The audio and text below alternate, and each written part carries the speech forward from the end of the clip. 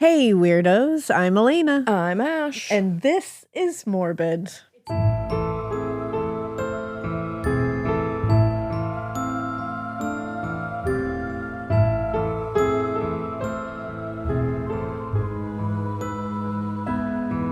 It's Morbid with no tech neck. We were just talking. I didn't know what tech neck was. If you don't know what tech neck is, listener, it's when your cousin takes a picture of you and you realize that you have a whole ass hump in the back of your neck because you've been slouching over your computer for years. That's so scary. Like if you work like a desk job or something and you're like really slouched over your computer, it can result in like a straight up curvature of your spine. So you end up getting like a hump in your neck. That's so crazy. So now I am trying to sit up straight and shoulders back, baby. Shoulders back. Because the good news is it is reversible. I did a lot of, that picture was taken of me. I looked at it and we did research immediately. We said, how do we reverse tech neck this? research. Tech neck out. On it, technology is not, it's not killing it. It's not in good for the some ways. human body, It's really I not feel. good for us, I think. It's good for us some ways, but It's very good for us in some ways, but man, I think it's going too far. I think that's the problem. Is we can never just do things right as a species. No. We always have to take it way too far. I know. The thing that sucks is that like sitting like this is so uncomfortable. Yeah, it is. Like I feel so fucking weird right now. She's just straight up. I'm just so straight. I'm so straight So right now. straight right Happy now. Pride Month. Look at that. Happy Pride Month. Happy Pride Month. I'm just straight now. She's decided she's going to be straight. She's going to sit straight. In body language. Just kidding. But speaking of technology that went too far. Go girl. Oh, look at that. Motherfucking segue. We might have tech neck, but we got quick brains. We do not have tech brain. Melina doesn't have tech neck because she's a bitch. It's because I am always rigid. That's why. I know, I'm too loosey-goosey. I'm always rigid in my posture because I sit and I'll catch myself sometimes sitting too rigidly. Like those things where people are like, hey, relax your shoulders and like unclench your jaw. I'm always like, who? Don't, like I'm always like, I tech need jaw. to because I'm always like, My jaw is super tense, as we know. But I'm always anyway, like, speaking of, that was a good segue. I don't want to get too far away from it. Speaking of technology that's gone too far, this is just a little Documentary you should watch this recommendation kind of thing. Recommendation, that's the word.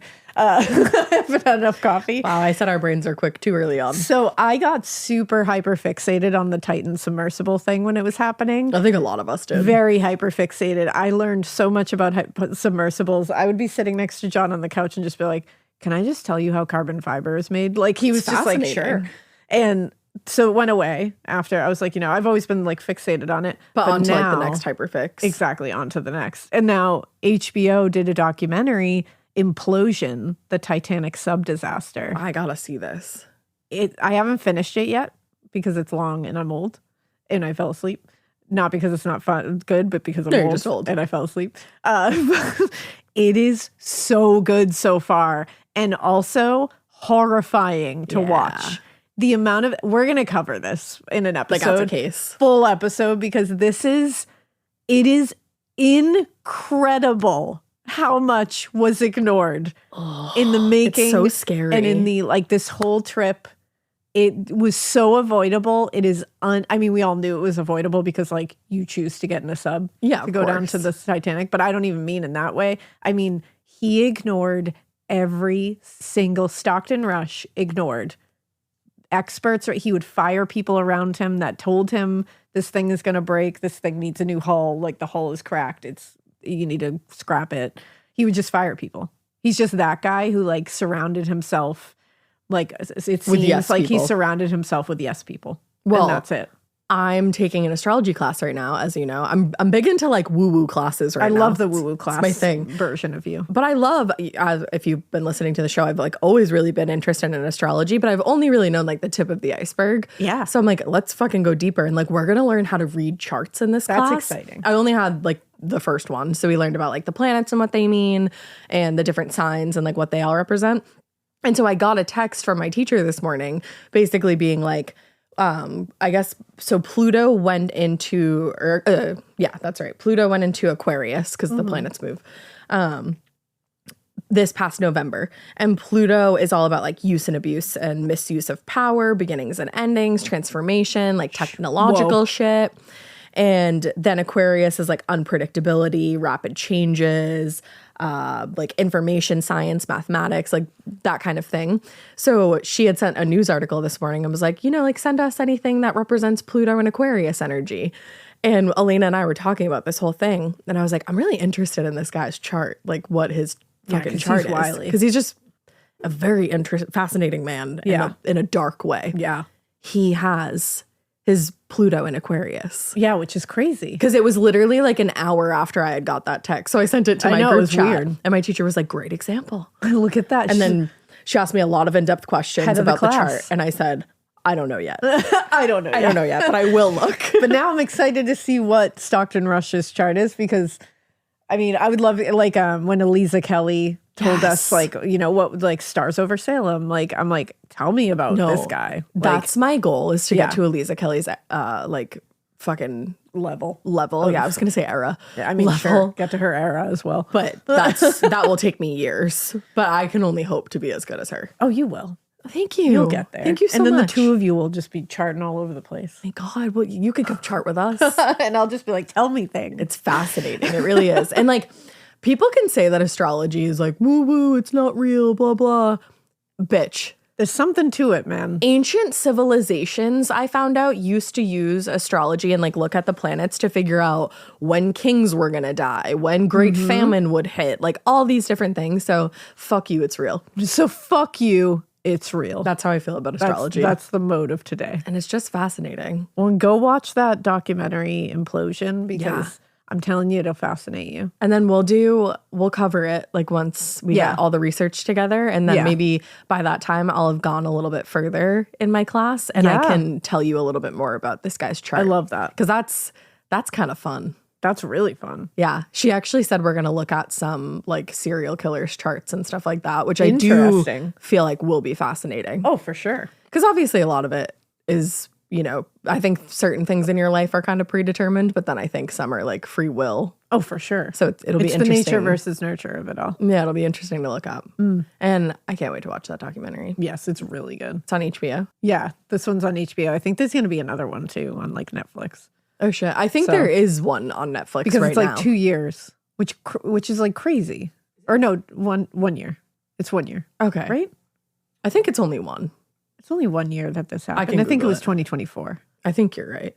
No, it was 2023. Okay, so I was right. I need to go with my gut more. No, you should. I'm sorry for doubting you. Holy shit, that was 2 years ago. 2 years because I remember being shocked. I was like, wait, what? Yeah, and on June 18th, it'll be 2 years. Yeah.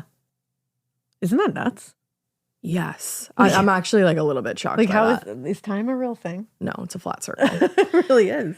Well, speaking of like time being a real thing, actually, we have a case today. And I was thinking about it this morning because I like got this together like a few days ago. And then I was thinking about it. I was like, I remember watching some of this like play out on the news. Like, I feel like I watched like a snapped episode of this when I was like far too young. I mean, probably. Because as I was going through this the other day, I was like, I know that like this is a very well-known case. It's the murder of David Harris, and Clara Harris runs him over with her car. Oh, yeah, I definitely remember this. Horrible. I remember it. But I had this like epiphany this morning where I was like, I think I knew like a lot more about this when I was like much younger.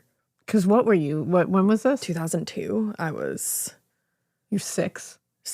But I think like later on, like when I was like 8 or 9, I saw like some special about it. Yeah. Because I was like, damn. Yeah, no, not when I was 6. Just watching the news when you were 6. Again, I used to fall asleep to like Forensic Files as a child. So, but let's get into it. So on the afternoon of July 24th, 2002, Clara Harris just casually asked her stepdaughter, Lindsay, if she wanted to go for a drive, get out, enjoy the beautiful summer weather. Lindsay was 16 at the time. So one, she was like, hell yeah, let's go joyriding in your Mercedes-Benz. She loved her stepmom. They got along great. Oh, that's nice. And this didn't seem unusual at all. Clara loved showing off her Mercedes. She loved driving it. It just was like their thing to do. Yeah. For her, the car was a symbol of the success that she and her husband David had achieved in their 10 years of marriage, including a thriving dental practice in the suburbs of Houston, Texas. Look at that. So they're very well-to-do people. Mm-hmm. Because Lindsay lived with her mom during the school year and she spent summers with Clara and her father, she welcomed the opportunity to hang out with her stepmom and happily accepted the offer.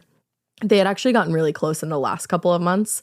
having bonded over the recent revelation that David Harris, Clara's husband and Lindsay's father, was having an affair with his secretary, Gail Bridges.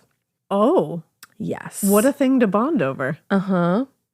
I think they both felt hurt in different ways. Of course they did. know? Yeah. It's just like, wow, what a trauma bond. Yeah, I think a lot of times, we don't realize that, affairs affect kids as much as they do. Oh, yeah. And, when kids find out about them, they also feel duped. Well, they feel betrayed. Yeah. It's a level of betrayal that's similar to what the spouse feels. Yeah. Which is interesting. Mm-hmm. But just a few weeks earlier, Clara had confronted David, her husband, about the affair, and he agreed to end it. But the damage had been done, and he was going to have to work very hard to earn back not only his wife's trust, but his daughter's as well.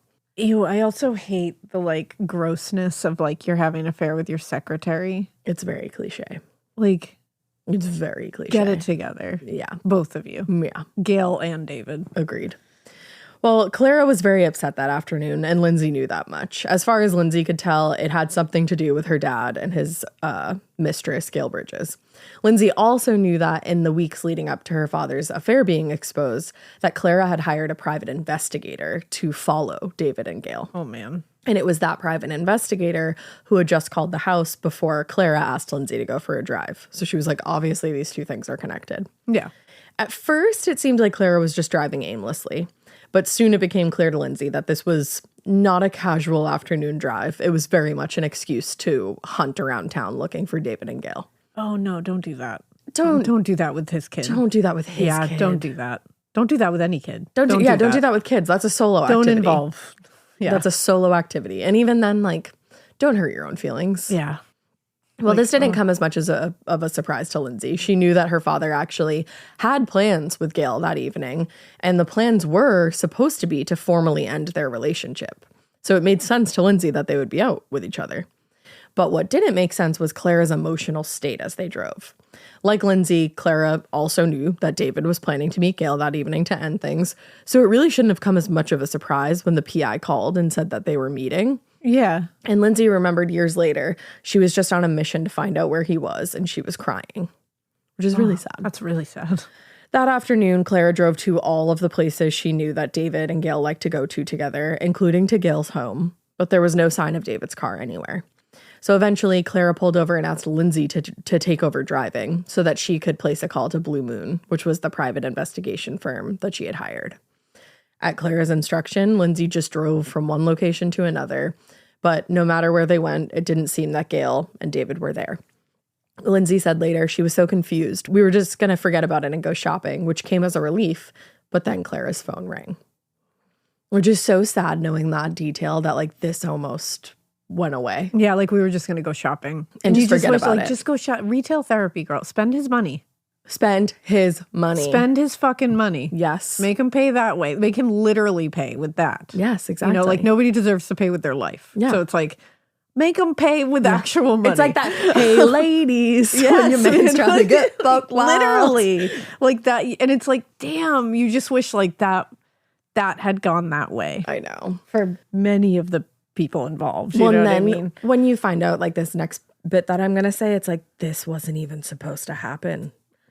Because despite a company rule about not returning clients' requests for updates until the following day, a policy put in place to prevent messy or even potentially dangerous situations, private investigator Lucas Baca told Clara he had picked up David's trail and that he and Gail had checked into a local hotel and were either on the 4th or 6th floor, but said that he couldn't provide any more details until the following day. Oh, man. But it's first of all, you already provided enough details for this to get messy and dangerous. Yes, absolutely you did. And then, not one to be denied, something that she thought she was entitled to, Clara eventually just pried the remaining details out of him, and it was worse than she ever could have imagined. Well, and imagine, I can't fathom, finding out that your husband is having an affair with his secretary. Oh my God, no. I can't fathom that. No, and that's why our husbands don't have secretaries. Yeah, no, you can't have secretaries. I'm just kidding. But also, it's just I can't imagine the feeling of that. I really can't. No. That's awful. I've been cheated on by ex-boyfriends. Yeah. I know that sucks. I just can't imagine going through with marriage and having it happen. Marriage, that must be a whole different kind of vibe. Yeah. And then also to then know that their meeting to end it would be also fucked up of a feeling because they're meeting. And when they're breaking up. And you're not there. Like, he's breaking up with the woman that he's having an affair with. Like, it's just like, what? It's a wild concept. And then to then be hearing they just checked into a hotel and you're sitting here with his daughter. Yeah. Because why are you breaking it off at a hotel? And and that's the thing. It's so like, we're getting what are the so implications? Messy, and it's like, you just know, like, and again, this is what I mean. Like, nobody should pay with their life for these kind of indiscretions. No way. But like, Bart, hands down. Like, that's it. But it's like, you just wonder, like, you're just like, oh my God, that was like shot after shot for her. Yeah. Like, and you just, like, she wasn't supposed to have that information. That's the thing. That like, day. she just shouldn't have had that information. And there's literally there was a company policy put into place because that this kind of information can set somebody into a tailspin. And the fact that like the company policy already was in place tells you there had been situations in the past where they had to then put that policy in place. Or they'd at least seen enough evidence to know, like, this could go gnarly. Yes. If we really, because you just don't need to give all that information. Yeah, people in heightened emotional states do crazy, terrible the human things. species is very flawed that way. We sure are. We need to be aware of it. But it's just like, there's those two sides of that coin where it's like, he did not deserve to pay with his life. No.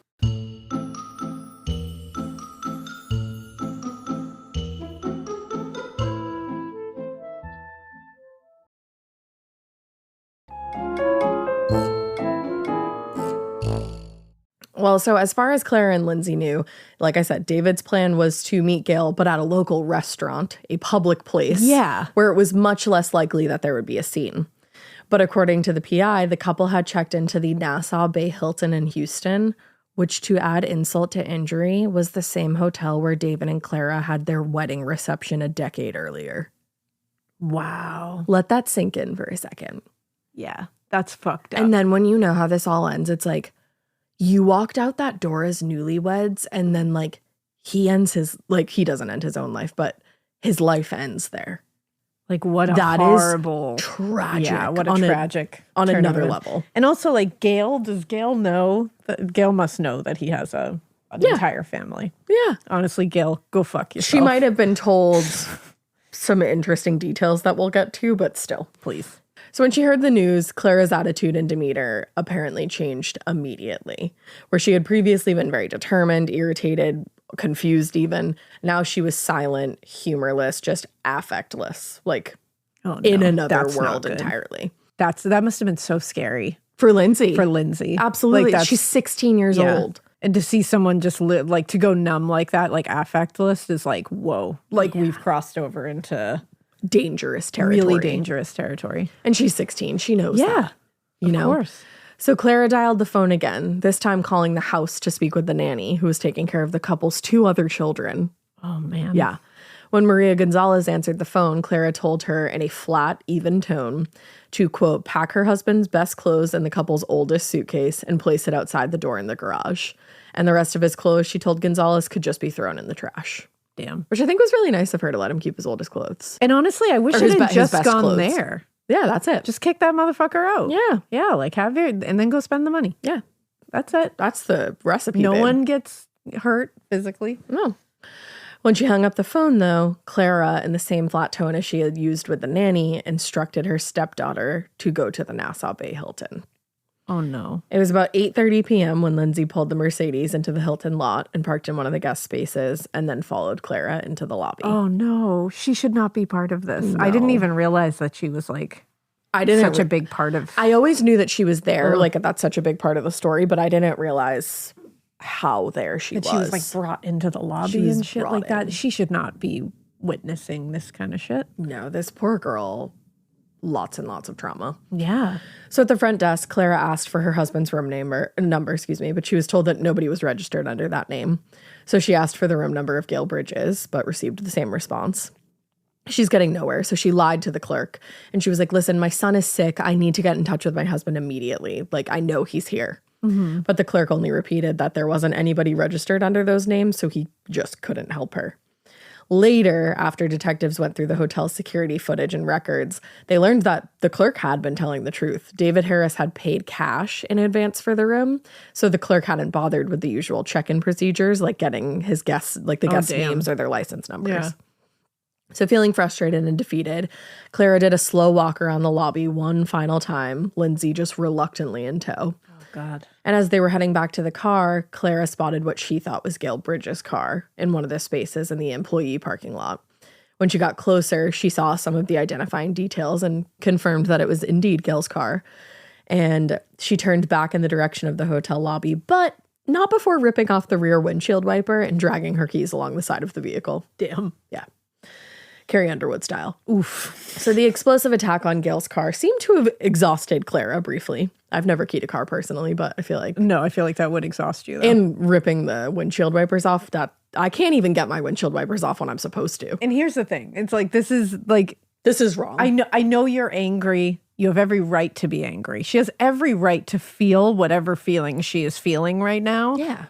You gotta hold some of that stuff. You know what I mean? You gotta do it in a better way. It's like, you can't be destroying property. No. You can't be killing people. When you're a mom, like you're a mom in this scenario to thing. Lindsay, like a stepmom. Yeah, you're a parental figure to her. And you have two other kids. Exactly. Like you gotta immediately think of them and say, this is gonna get me in trouble. Yep. And this is bad, to show them as a way to get your anger out. You know what I mean? It's like, obviously I've never been in this situation, so it's like, it's just like, oh no. And you can just see it like escalating really Because I quickly. can't imagine being, I don't think I've ever been cheated on. Drew's like my only serious relationship, and he definitely never cheated on me.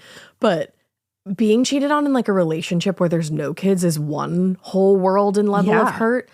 Being cheated on by your husband when you have multiple kids together is like a whole other level of betrayal. That's got to be because now you're thinking of them. Yeah, like the you betrayal cheated. that's You didn't happening to them. You didn't just cheat on your wife. You cheated on your family. Exactly, and that's the hard part. And it's like, So she's just not thinking clearly. But so now she's consumed with rage, and she's determined to get David out into the opening of the hotel lobby.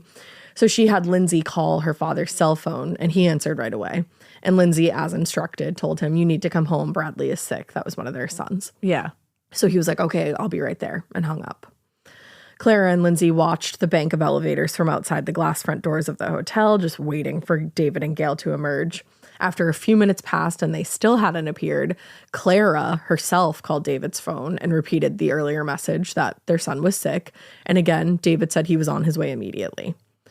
By that point, Clara had gone back into the lobby and was waiting right by the elevators to confront him when he came out. Which honestly, you wish that had happened.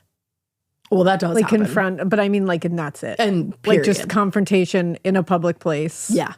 Because that's bad enough. That's bad enough. Yep. But it's like, nobody's getting hurt. Everybody leaves alive. Yeah. You're in a public place. Like, obviously you don't want that to happen at all. But it's like, if it's going to happen, that you wish that was the end of that. And then it's just like, and then divorce. Yes. The end. Like, get out of there. Yeah.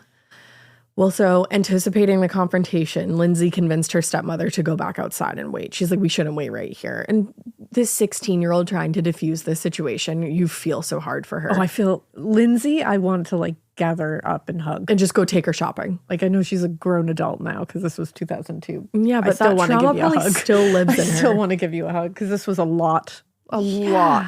An unimaginable thing to go through. When she's being the adult here, she's saying to Clara, we don't want to cause a scene. She's trying to de-escalate. Go outside. Yeah. She's trying to de-escalate. So she does try to, but unfortunately that didn't do a lot of good. Lindsay said she was calm until she saw Dad and Gail come out. Then, because Lindsay was able to get her inside or outside, but then she said she ran inside. She was ready to go inside and fight. As soon as she saw David and Gail come out of those elevators, Clara rushed into the lobby and just started hitting Gail. Oh, see. Tearing her shirt open, just starting a brawl with this woman. And as far as Clara was concerned, this was the woman who had stolen her husband and destroyed her family. And it's she's the other woman. That's not good. That's not a good person to be. At the same time, you don't know what he's told her. Well, also, let's it doesn't point even matter if she's full on doesn't give a shit that she has a whole. It doesn't even matter. Yep. It's like you can't physically attack someone, and you can't. And what is it getting you? Right. That's the thing. A charge. Many times I have wanted to physically hurt someone. Same. For sure. Same. Like, that's just, we're animals. We are animals. It's a thing. It's a primal instinct. Anger and fight or flight. Fight is part of it. Yeah. And it's like, it's going to happen. But you have to fight against that instinct. Because again, especially as a parent, as a human, but especially as a parent, when you have even more under your responsibility, not just yourself. And more to lose. Like, you know what I mean? Like, especially as a parent, you have to sit there and go, is this worth it? This momentary second of getting all my rage out on this woman and feeling like, hell yeah, I just punched her in the face. Probably not. Is that going to be, how long is that going to last? It's going to last a split second of like, that felt good. And then boom, reality's going to hit you like a fucking a 747 jet. It's like, that is not going to be good. Because then you're going to catch a charge. You're going to have Your kids are going to have to see how you reacted to a situation. Right. They might take cues from how you reacted to a situation and think that's how they should act. Or could be embarrassed by the situation, depending on how old they are. Like, there's a lot of layers. It's bad. And you are now walking around. So, you know, like, it's like, so even this is like, oh, girl. It's bad. And it shows you that she was just out of her mind. Out of her mind. Because this is such an overreaction, you know? It is. It is. So she yelled in Gail's face, "You bitch, he's my husband," and just knocked her to the floor. She was just repeatedly striking Gail in the face and in the head. And she looked up at all the guests who were just, you know, crowding around watching in a mix of horror and curiosity, because we're all terrible people. We are. And told them, this is David Harris, and he's fucking this woman right here. Damn. Huh? Oh, you hear this stuff and you look so wild. You look so wild, and it's like you get the emotion behind it. Absolutely. Yeah, that's the thing.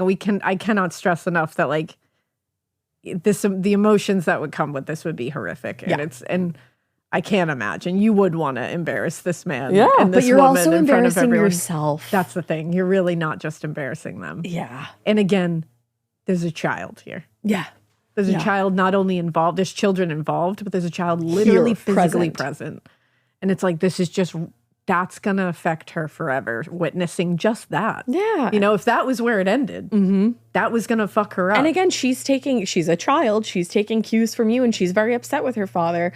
So now she's implicated in things and done things that she probably regrets. Yeah, and it's pitting this Lindsay, her emotions against her father. Right. Which obviously he made a massive mistake. A grave error. And it's like, it's not like there was this like whole, she hated him because he was physically abusive kind of thing to her or anything like that. Like, I mean, like Lindsay and all that. Like, this is all purely emotion based and betrayal based, which is a very real thing. Absolutely. But to involve her in that kind of like emotional fight there, like you're having with him, is like directly inviting her into the trauma with you. Yeah. When she should be able to deal with it in a way that because she's going to feel betrayed by him. And she needs to different way. That's the thing, in a different way. She needs to deal with her piece of it and not co-opt yours. Because your marriage does not equate to their relationship. Right. Of course, again, like we said, she's going to feel a betrayal, but she's going to feel a betrayal as a daughter and not as a spouse. Right. And those are two different things that need to be worked out in two very different ways. And two very different therapy And this rooms. is very much involving her in the like romantic relationship of it all, which is a messier. Way messier. In a totally different way, kind of situation. It just is very upsetting. Well, so it didn't take long before several hotel employees rushed over to the scene and started trying to separate Gail and Clara. By then, Clara's anger had turned into uncontrollable rage. As one employee was pulling her away from Gail, she clung to the woman's blouse and nearly ripped it off. And then when she lost her grip on the shirt, she grabbed Gail's leg and bit down hard on her leg. She's like animal level, right? I was just going to say, this is animalistic. So when it was clear that hotel employees were having no luck separating the two women, David finally stepped in and put his hand on Clara's forehead and pushed her away to the floor, giving the desk clerk enough time to get Gail outside to her car, and David walking a few feet behind after Gail. This is just so bad in every way. No one is making a correct decision here in how to act. No. Like, none of this was okay. No. Because he's not helping de-escalate this situation in any way, shape, or form. And it's like, this is just not good. It's horrible. So with Gail removed from the situation, things seemed to calm for a moment as the clerk then walked Clara and Lindsay out to the car in the parking lot. But then sitting behind the wheel of the Mercedes, Clara started crying as one of the guests, Evangelos Smiros, helped her into the driver's seat, just the fight having gone completely out of her. Now she's sobbing. And this sweet man is helping her in her car, which I'm also like, don't let her drive right now. I know. Like, but he's he doesn't know her. Nobody could have predicted this. No. So he closed the door and started to walk away. And then he heard the tires of Clara's car screech as she threw it into gear. He said she was screaming again, crying, hysterical, out of control. And then he watched as Clara threw the car into drive and tore through the parking lot in the direction of the hotel's front entrance. And Lindsay's in the car. See, already. Which is devastating. Not only are you, like, you're out of control. You're reckless. Endangering, no matter what is going to happen here, you're endangering this child. Yeah. That's fucked up. It is fucked up. Like, get your emotions in check. You are an adult. It's you absolutely are. This is a very emotional scene. I get it. This is fucked up in every way. But you got to check yourself. Get yourself together. Check yourself. Like, become an adult. And also, it's one thing to like try, like you were just saying, like when there's kids in the equation, like you have to think of them first. Yeah. You have to do that when they're not there. She's sitting there right next to you as a reminder that like you need to check yourself. Every decision I make in my life, I think of my children and what that decision is going to do to affect them. Of course you do. Every single decision, whether they are in the room with me, not in the room with me, whether I'm somewhere else. If they're in the fucking car with me, it's a lot easier. A lot easier to make that decision because they're right there. And it's like, you got to become an adult in this situation. And she just didn't. No. So Smiros tried to catch up to the car, yelling for her to stop, that she's going to hurt someone. But she already picked up that speed. Poor man. I know. He's just trying to stop it. All he could do at this point is watch as she drove away. At the front entrance of the Hilton, the desk clerk, Garrett Clark, was standing on the curb watching David Harris walk back into the hotel after saying bye to Gail. I know. Jesus Christ. He could hear Evangelos Smiros yelling just moments before he saw Clara's Mercedes swerve around Gail's car. He said, "I saw her driving very fast around the corner and accelerating towards me. She clipped the rear bumper of Gail's car as she swerved around, just as Clark turned to see her intended target, David Harris. He said, I saw bulging eyes, a terrified look in his eyes. I then saw the Mercedes hit David Harris and then come to a complete stop." This must have been absolutely horrifying to watch. Yeah. And all I'm thinking about in this moment is obviously Lindsay. David Harris did not deserve this at all. No. And probably did not. Who can predict that this is going to happen? No. You know what I mean? Like, obviously People cheat on people all the time and you don't not always hear great, of this outcome. But, you know, like nobody's like hurting somebody physically or like killing anybody here. And it's like until now. And it's like this has been escalated to a point where it's no longer. Lindsay is in the car that just struck her I'm thinking father. of David Harris here, who like made a mistake and is not, you know, the good guy in this situation up until this point, but he did not deserve this. And then Lindsay in this fucking out of control car with somebody who is so animalistic that they can't even see straight. For a second. Like, this poor child is probably like, well, now what is going to happen? Is she going to like send us into the side of this building? Like, are we going to die here? Yeah, and the car has just hit her father. Yeah. And she watches as her father's body was thrown 25 feet into the air and then landed on the other side of the parking lot median, where obviously it came to a hard thud. Nobody should have to witness this. It only gets worse, Elena.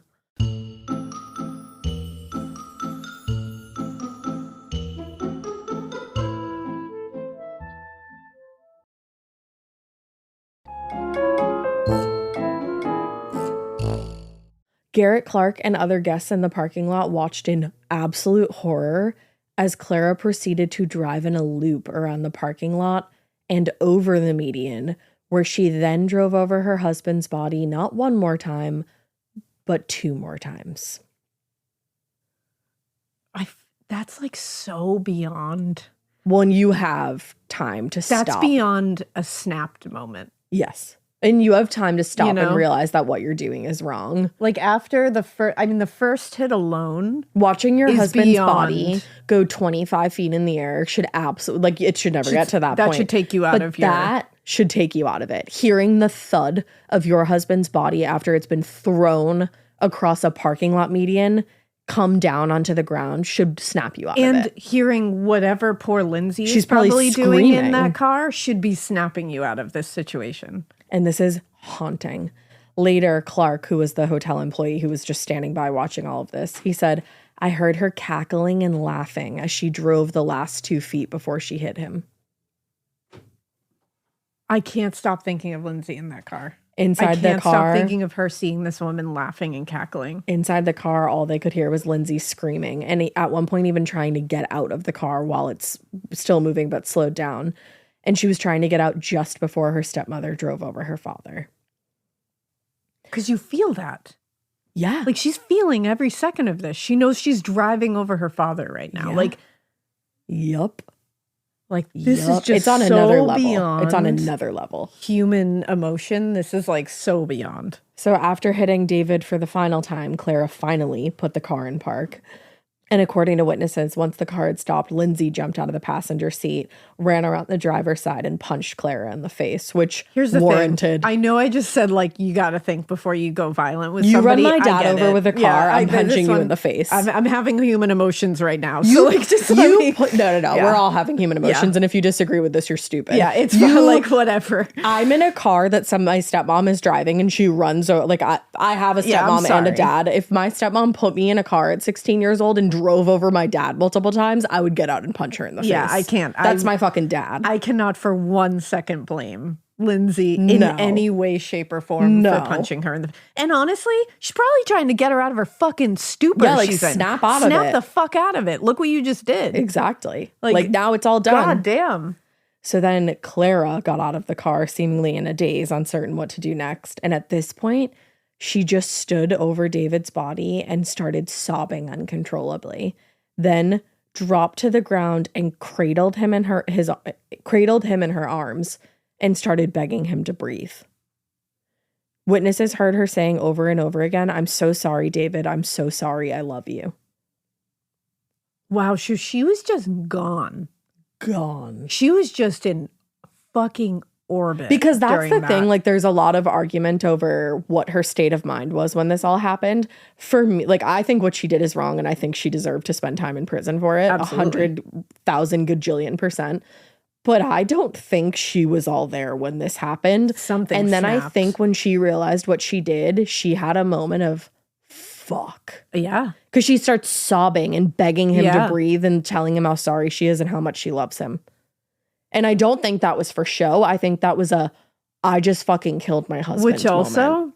That's a dangerous person. Oh my God, yeah. That's a really dangerous person. Because that's an impulsive, like that. reckless motherfucker. Well, and that they just blink out like that. You can't and just then come blink back out. and go, oh shit, sorry. That's the thing. Because I'm not saying, no, just to be clear, saying. I'm not saying she was insane at the time. No, you're saying she blinked out. Like exactly. That's the only phrase I can think of to describe how I'm seeing it is like she literally just was boop. Like I don't think she was criminally insane at all during this. I think she deserved to go to prison. No, I think she was fully blinded by the most intense rage that I don't think any of us can conceive of. No, hopefully not. So I think she literally was gone. And then I think came to. Blinded by rage, I think is apparently a real thing.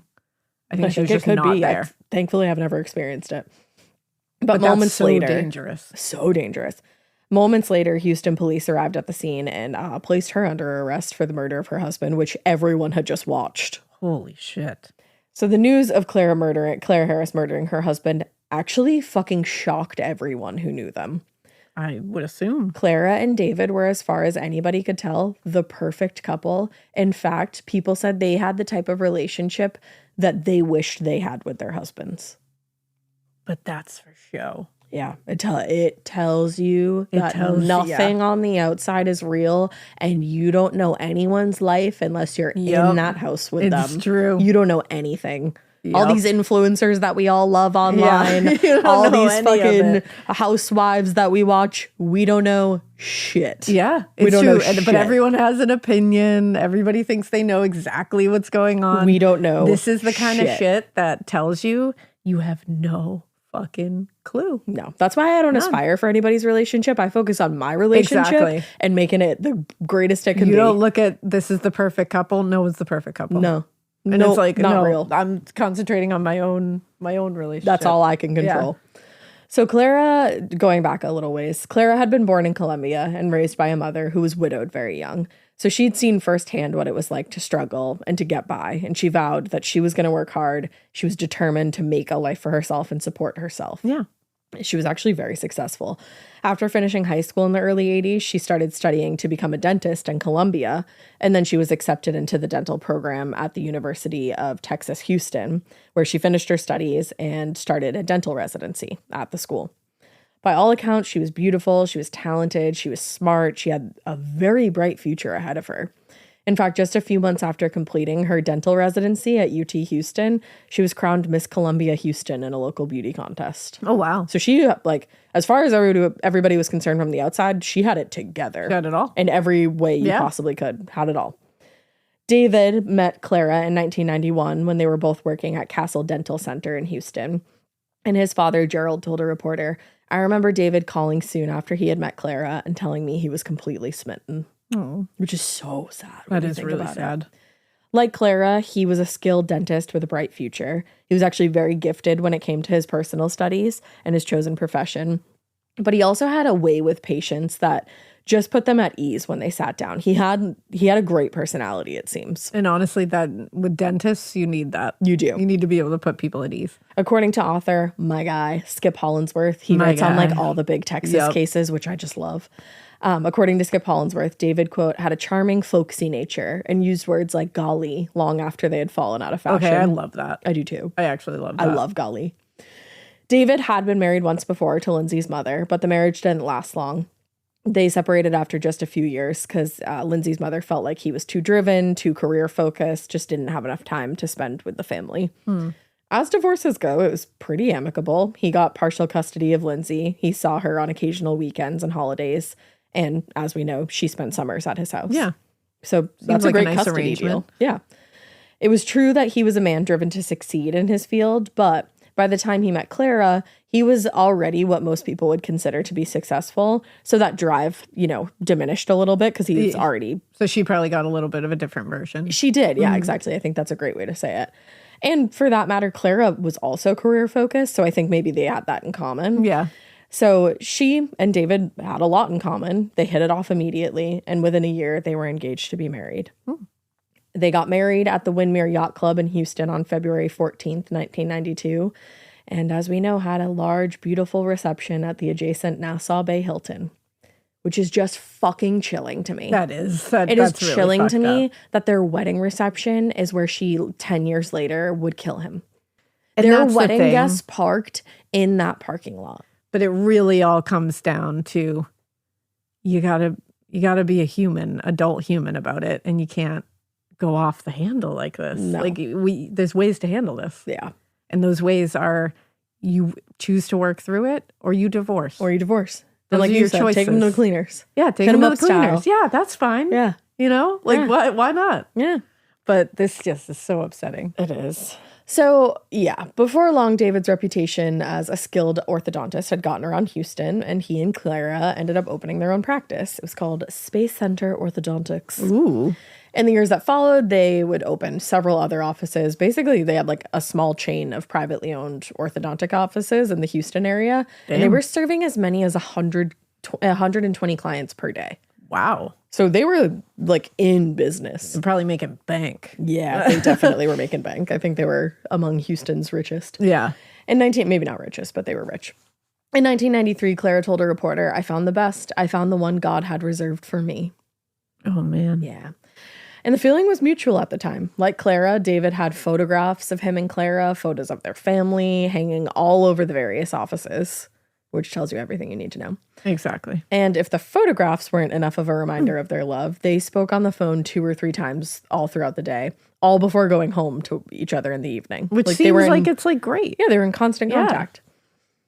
After they were married, Clara welcomed Lindsay into her life with open arms, and Lindsay was actually smitten with her father's new wife. That's even sadder because it's I like know. you love to hear that. You're like, yes, like Well, that's also like not common, no, which is like really sad, you know? Yeah. But like, yeah, she got that and fucked it up, yeah, like beyond in a repair. massive way. Mm-hmm. But before we got there, Clara also really wanted children of her own. And in 1993, that dream became reality when she gave birth to twin boys. So they had like a big happy family. Everything's great. Yeah, they have the sprawling suburban mansion, the Mercedes, the kids. But it was equally important to her that she showed the world that she was just as committed to her family as she was to her career. She wanted both. Skip Hollandsworth wrote, "No matter how many patients Clara had to see, she always got home in time to cook dinner for her family in their palatial white brick home in the cheery suburb of Friendswood." Wow. Like when that I tell doesn't even you, seem real. when I tell you quintessential, like, And like picture perfect. it seems so perfect And with her being wholesome. like, I have to get home to have dinner with my family. Like that's so, and that's telling me like she had that like parental like way of thinking where it's Yeah, like, no, instinct. my family comes first. Yeah. And it's like, where did it go on this day? She blinked out. It Like you just said. blinked out. But she would always tell her patients before this all happened, she had the perfect life. And those who knew her even just a little bit would have been inclined to agree. Absolutely. A former coworker said, "I used to tell people I wished I could be able to love my husband in the way that Clara loved David." Which I was like, damn, I think you should do some internal work. That's an unsettling statement. Yeah, but she really loved her Coworker. husband, I guess. Like, holy shit. She's like, damn, I wish I liked my husband. You're like, oh shit. Like, okay. that's sad. You should talk to someone about that. Yeah. Well, the birth of the twins obviously was a major milestone in Clara and David's lives, both of them, and one they absolutely relished. But it also seemed that they may have underestimated the way that priorities change once kids enter the picture. Uh-oh. At first, David's attentiveness to Clara and his two sons was unwavering. Former employee Susan Hansen said Clara was idolized by her husband. When she called, he would always run to the phone. But after a few years, things started to change, especially after one Gail Bridges joined the practice as a new secretary in 2001. With Clara at home or at work in another practice, David started paying attention to Gail in ways that he had not ever paid attention to other women in the office. That's fucked up. Yeah. And as far as anybody could tell, the feeling was mutual. They That's all fucked up, agreed, quote unquote, Gail went out of her way to gain David's attention as he flitted from exam room to exam room. So this is like Lifetime movie bullshit. And it's literally like she has twins and suddenly eyes are wandering. That's fucked up. That's super fucked up. That's Oh, it not only cool gets at more all. fucked up. Oh no. 6 months later, in February 2022, David invited Gail to lunch at Perry's, one of his favorite local restaurants, and their affair pretty much started then. Once Gail was hired, the change in David's behavior wasn't far behind. Susan Hansen said, "I began to notice a difference in David around February. He was not making decisions as well as he had been in the past, and he was much less attentive to his patients." Wow. Which, remember, this is the guy who was like super attentive. Yeah, put too people at ease. attentive in his first marriage. Yup. So much career focus that didn't work out. Yup. And now he's like not really as attentive at all.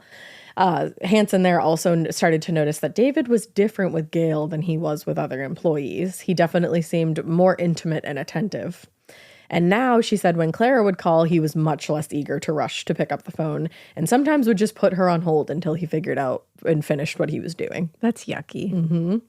It wasn't long before David's relationship with Gail was obvious, not just to everybody working in the office, but to even people who stopped by for a visit. And that's humiliating. Like his daughter, Lindsay. Yeah, that's humiliating and gross. Yeah, it's humiliating to Clara and to Lindsay. On Yeah. one occasion, Lindsay came by the office to visit her dad, and she was very troubled by something she saw.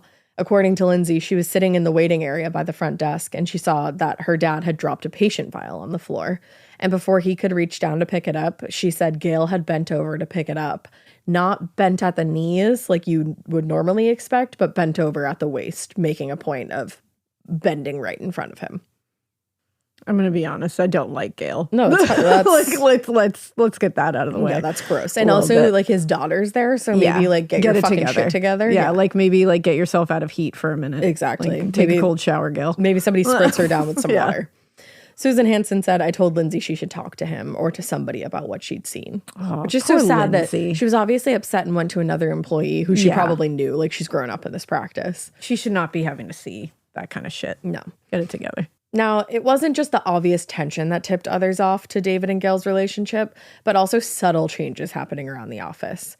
Gail was hired as a front desk receptionist. Mm-hmm. She was gonna, schedule appointments, say hey to patients, file paperwork, receptionist shit. Yeah. But by winter of 2002, she seemed to take on a much larger role in the company, seemingly at David's insistence. Huh.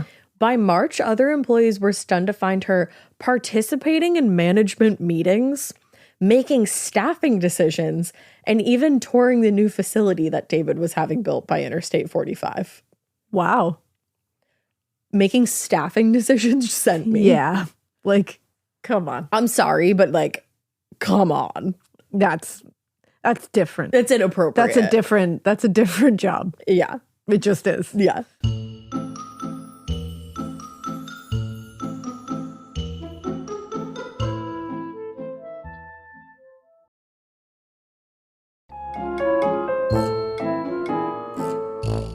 Diana Sherrill, who worked at the office, said, when we went on a tour of the new offices, Dr. David and Gail slipped off. He had forgotten I was there. Oh. Yeah. Even though most people who noticed that, this change was for sure happening were disgusted with his behavior, a few women in the office considered it a quote-unquote natural part of aging. And here's a problem, women. Okay, ladies, let's do better. Okay, ladies. Let's do a little fucking better for ourselves and each other. And not just say, well, he's going to try to fuck his secretary at some age. One of them said, men go through the change of life. No. Get the fuck out of here. I'm also so, and women don't. Oh, get the fuck out of here we with all that go shit. through changes in life. That doesn't mean I'm going to hop on my secretary. Like, what the fuck? Take that shit and choke on it. Are you fucking kidding me, woman? Yeah. Like... Mikey just mumbled in the corner, Mikey is marked to save. Mikey is marked to save. Happy Pride, everybody. Yeah, that's fucked up. I'm sorry. Whoever said that, seek help. Yeah. Like, that's insane. Yeah. That's wild work. Well, and it's also just indicating that he's doing this because his needs aren't being met at home. Well, and it's just it's a boys will be boys mentality. Yes. Men will be men. Well, then fuck the men. Okay? Because no, you can't. And not all men and not all boys. So of course. Get out of here. Yeah, just leave. Get out right now. Leave. To just blanket it over them. Like, this is what they all do. No. What? It's a very 2002 way of thinking. And again, does anyone deserve to die because of this? No. Absolutely not. But by that summer, Diana, their employee there, had grown very irritated and very tired of watching this affair play out in front of everybody. And I'm sure good for Diana. He wasn't being a great boss during this time. So she called Clara and asked if they could meet. Well, because they know Clara. She works there. She works there. She's a huge part of the practice. And he's basically asking all of them to be a part of his bullshit. Yeah. And they're probably getting really tired of it. And that's a girl's girl right there. It is. Diana's a girl's girl. And she's sitting there saying, you know what? I can't sit here and watch you do this and just pretend that it's fine. Listen, that's what you got to do. Yeah. So when they finally sat down together in early July, Diana told Claire, you need to protect your marriage. You need to pay attention to Dr. David. I take it back. She's not a girl's girl. Diana is not a girl's girl. I was trying to look at you. I take that back. I was trying to look at you. I also realized that Diana's the one that said they go through the change too. Diana, you're not a girl's girl. Yeah. I don't like that at all. I don't either. I'm actually really angry at that. She was basically being like, listen, he's stepping out on you, so you gotta it's your fault. Shove your boobies in his face when he gets home or something. I actually have beef with Diana right now, so that's where we are. Yep. Okay, that's Diana, we have beef. Yeah. Like that's fucked up. Yeah, she said. And now you've totally put it on her. Oh yeah, it gets worse. Ugh. As far as Diana saw it, ever since the twins were born, they had become the center of Clara's world. As it motherfucking should be. As it motherfucking should be. They're infants. They need their mom and dad. I'm sorry, are you telling me that a man is jealous of bebés? Of baby twins? Of his own bebés? For getting more attention? Fuck off. You gotta. The day a motherfucker says that to me.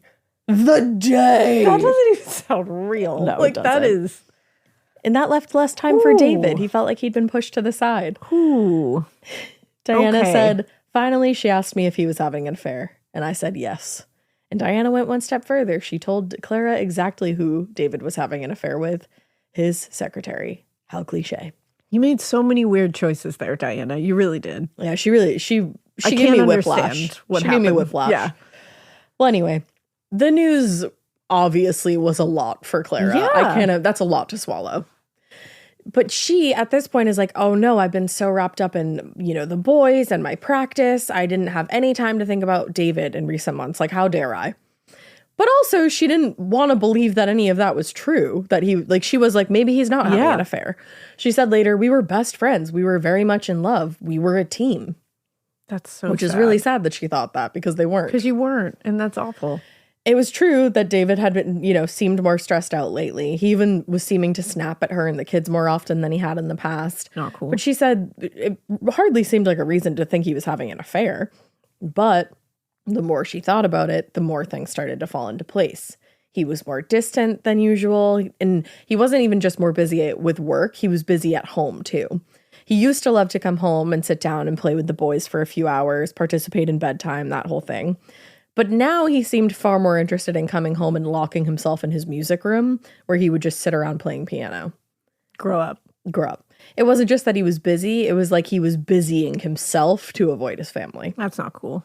So that night, after leaving her meeting with Diana, Clara actually called David's mother, Millie Harris, which I think Millie is the cutest name ever. It is a really cute name. And she told Millie what she'd learned in the hope that maybe his mom would know what she could do to salvage their relationship and their marriage. So rather than really share any insider suggestions, though, Millie just succeeded in convincing Clara that her friend had no idea what she was talking about, and there was no way David was having an affair.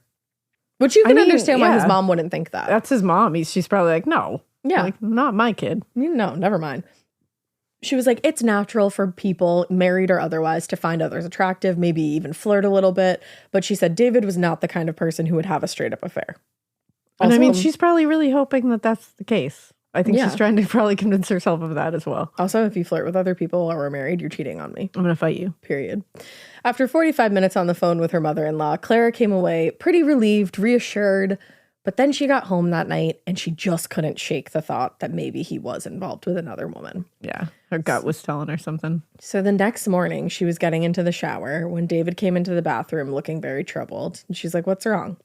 And after struggling to form his thoughts, he confessed that he had indeed been seeing another woman. Ooh. He said, I think that you have to know there's somebody else. Obviously completely shattered by the confirmation that her husband was definitely having an affair, she ran downstairs to the kitchen where Lindsay was making breakfast. And it turned out Lindsay already knew. Her dad had told her. The relationships here are without words. The relationships here are without borders. This is wrong on every level it can be wrong. Yeah. Like, we need some boundaries in these relationships with our children. Shit. Yeah. The revelation that David not only was having an affair, but was having an affair with an employee at their shared practice was devastating. Clara said, he told me there was no intimacy between them, that he'd just been lonely. Oh, there it is. Fuck off! Yeah, classic. Mm-hmm. He said, this is also, I'm like, fuck you. Oh, no. He said, Gail grew up in the U.S. and they shared a lot in common, and it was nice to share that with someone. So he looked at his Colombian wife and was like, she's from the U.S. We have more in common. Fuck you. Fuck you. I don't even know how to respond to that. I would look at him and be like, we opened several practices together because I'm a successful ass motherfucker and you have more in common with your secretary because she's from the US. That is quite possibly the stupidest thing I have ever heard someone say, especially in reference to like why they were having an affair. I'm having an affair because she was born on American soil. Because those colors don't run, okay? That's why. Like, he's essentially saying America. Yeah. What? Yeah. You're saying this to your Colombian wife? Crazy. Who has built things with you, created a family with you? I'd be like, that's cool. Your children are Colombian. What? So. That's the thing. I'm like, what? That's cool. These 2 boys that you procreated with me, Colombian. Like, damn. Cool that you and Gail have the U.S. in common. It's really nice that you guys are from Can you imagine looking at anybody United and just being like, we're both from the U.S., so we have so much in common? What a weird reason. Frankly, I don't want to have much in common with the U.S. What a strange ass reason. Yeah. Holy shit. So that afternoon, David and Clara drove to the office where Clara confronted Gail about the affair. I mean, yeah. Which, like, absolutely. Oh, yeah. If you're going to do it without being physical, absolutely. Yeah, and do it right away. Gail denied the relationship, but Clara said, I know you're lying. My husband told me you're fired. Fired her on the spot and demanded that she hand over her keys to the office and get the fuck out of there. Which, like, great. So at this point, support. Yeah. Supporting what is happening. Yeah. Then her initial reaction to David's confession was to start looking for a divorce lawyer, which, like, let's go, girl. Okay. Yes. See, this is so frustrating because you're like, you're moving in the right direction. Mm-hmm. I wish you had kept moving in this direction. But later that day, after the initial shock had worn off, she decided she didn't want to end her marriage, which I get. You have 2 fucking babies together. Like, it's got to be the worst kind of whiplash imagine.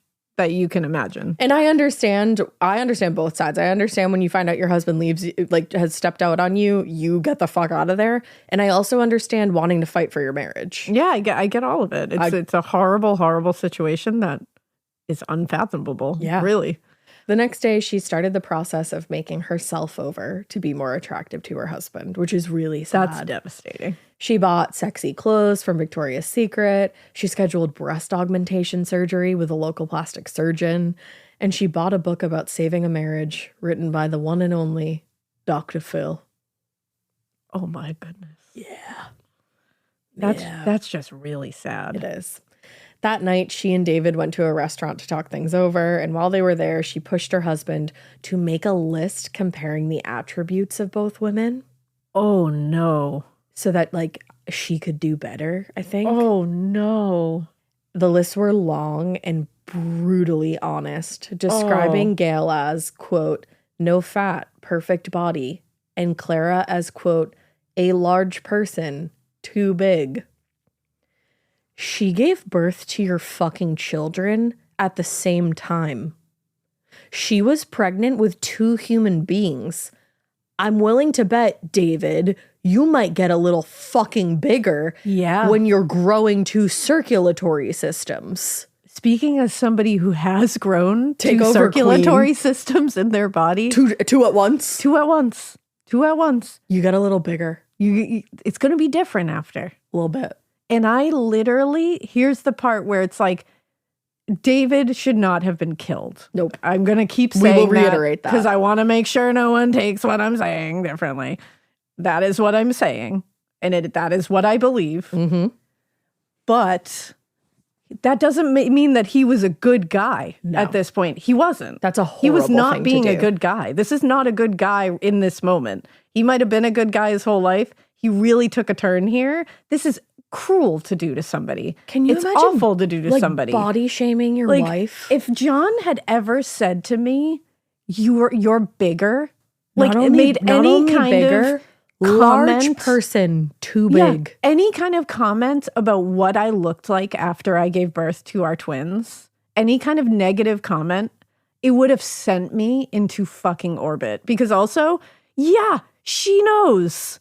Because that shit is very jarring. After you have kids, and especially after you have multiples, you look different. Yeah. And it's like you get out of that shower and you look in the mirror and you go, whoa, who's that? And it's even now, I look at him like, wow, you see, it's always different. That's the thing. You look incredible. You have 9-year-old twins, though. Like, but you're always going to look like you. I had twins. But I look like I had twins. And the thing is, like, these were young boys. Yeah, they're babies. It takes a while to get your quote unquote body back. Yeah. If you ever do. My kids we're almost a decade in, and it's different still. It just is. It's never going the way it was before. There's a lot that goes into it. You have to maintain a certain weight if you want to breastfeed. Exactly. You have to, like, there's a whole bunch of reasons why you don't just snap right and back. Also, you should and it shouldn't matter. You should look different. Yeah. You did something crazy. You did incredible. something life-changing. So you should look different. And you should have somebody that is in absolute awe of that. It's like, wow, your body's amazing. It created 2 of my favorite people in the world. And like, went through, that like, should crazy be the vibe. trauma to do so. Yeah. Like, and I hate, because I know there's listeners that are listening right now who don't have somebody doing that. And you should. Because you're beautiful. Don't kill anyone. That's ever never kill the anybody. answer. But you should always have somebody who is saying, wow, your body's incredible. And especially after you give birth, your body just created one of my favorite people on planet Earth. So your body just did a miracle. Yeah. Your body created a circulatory system. A miracle. Like fuck off. Like large person that's too just big. So sad. And if anybody ever says that to you, you get up and you leave right then. Like, you don't even that's the think about it thing. twice. I don't have sympathy for the act that she committed by any means. But I have sympathy for her in this moment because I just can't imagine being torn down like that. That would kill me. And postpartum, you're already saying the worst things to yourself. And it's like, that's so cruel to do. It's mean. I just wish that this had gone a different way. Me too. Because like, damn. Me too. So despite the obvious fucking cruelty of comparing his wife's looks to those of his mistress, among other things, David and Clara did agree to work on their marriage, with Clara taking most of the blame for him having an affair in the first place, and also shouldering the responsibility of fixing things. A few days later, they went away to the beach for a long weekend, and everything seemed like it was back on track to getting normal. But just 2 weeks later, David Harris would be dead, crushed to death under the weight of his wife's Mercedes. Oh, man. Yeah. It just escalated so quickly. Yeah. And I would say that was a lot of information for you guys to digest. So that is where we're going to wrap. Upsetting. That's where we're going to wrap for part 1. Oh, Lord. Yeah. This is just sad and horrible and in every way imaginable. Yeah. Every single way. Because it's just like none of this needed to happen. No. None of it. No. And again, it's also like, and I'll state it again. Not his fault. Say it again. That what happened to him. No. But if you don't want to be with your significant other, that's cool. Just don't be with them anymore. Divorce. Just affairs never end well. I never understand why people go into them. It's like it's not going to end well. It never does. How many affairs have I talked about on this fucking podcast? Exactly. End it. There'll be sad, hurt feelings, but that's much better than a murder charge and a dead person involved. Yeah. Like, come on. Yeah. But emotions run so high, and humans are wily creatures. There's also a lot more to this story that we haven't even gotten into yet. Ooh, so interesting. Stay tuned for part 2. It gets wily. Oh, man. And with that being said, we hope you keep listening. And we hope you keep it weird. But not so weird that you hit your husband with a car, even if he did cheat on you. No. You can't do that. Don't do that. It's really bad.